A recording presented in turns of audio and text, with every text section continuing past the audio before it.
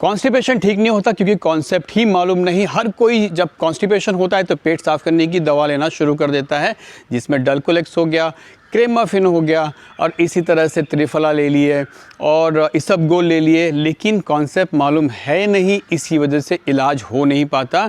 आयुर्वेदिक और यूनानी बहुत ही क्लियर कॉन्सेप्ट आपको प्रेजेंट करते हैं कि कॉन्स्टिपेशन 2 कारणों से होता है, यानी शरीर में अगर पित्त बढ़ जाए उसकी वजह से कॉन्स्टिपेशन होगा, उसका इलाज बिल्कुल भी अलग होता है।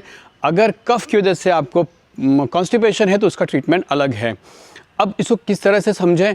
अगर पित्त की वजह से पेट साफ़ नहीं होता, कॉन्स्टिपेशन होता है, तो कारण रहता है डिहाइड्रेशन, यानी शरीर में अगर पानी कम हो जाए पित्त की वजह से, उसी तरह अतड़ियों में भी पानी कम हो जाता है, डाइजेशन वीक हो जाता है और मोशन हार्ड हो जाता है।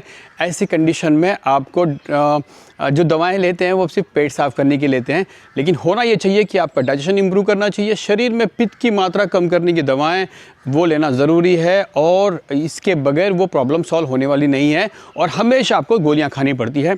इसी तरह से अगर शरीर में बहुत ज़्यादा कफ जमा है तो ये कंडीशन में अतड़ियों में पानी भरपूर रहता है, लेकिन अतड़ियाँ हरकत ही नहीं करती और इसकी वजह से डाइजेशन ख़राब रहता है। तो ये दोनों चीज़ें अगर आपको मालूम नहीं है तो आप तरह तरह के प्रोडक्ट लेके भी प्रॉब्लम का सॉल्यूशन नहीं कर सकते।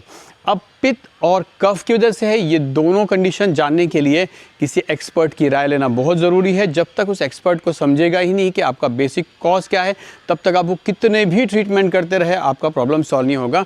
तो मैं 2 दवाएं बता देता हूं। अगर पित्त की वजह से आपको कॉन्स्टिपेशन है तो अब पित्त कम करने की दवाओं में मेनली जवारिशा नारायण, जवारिशा आंवला वगैरह ले सकते हैं।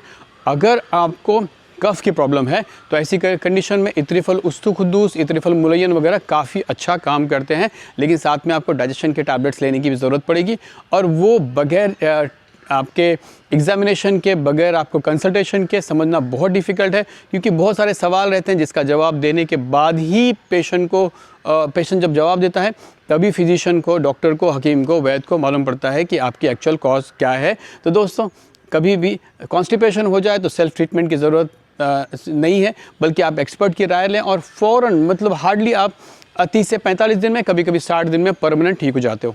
Thank you very much.